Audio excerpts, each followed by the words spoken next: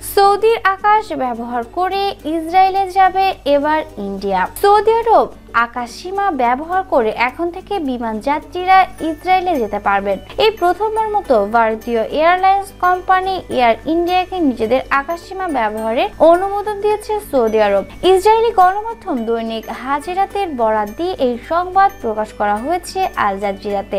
এই সিদ্ধান্ত মার্চ মাস থেকে কার্যকর হবে। নয়াদিল্লি থেকে তেল আবিবগামী ফ্লাইটগুলো সৌদির আকাশপথ ব্যবহার করতে পারবে। এতে করে ভারত থেকে ইসরায়েলে যেতে 2.5 ঘন্টা মতো সময় লাগবে। নতুন করে এই রুট সম্পর্কে হারেজাত জানায়, এতে বিমানের তেল খরচ কমে আসবে এবং যাত্রীদের কম খরচে টিকিট সরবরাহ করতে পারবে এয়ারলাইন্স কোম্পানিগুলো। গত 70 বছর ধরে ইসরায়েলগামী বিমানের জন্য সৌদির আকাশপথ ব্যবহারের নিষেধাজ্ঞা ছিল। তবে সৌদি এবং অন্যান্য উপসাগরীয় দেশ থেকে প্রাইভেট বিমানে ইসরায়েল যেতে কোনো বাধা ছিল না।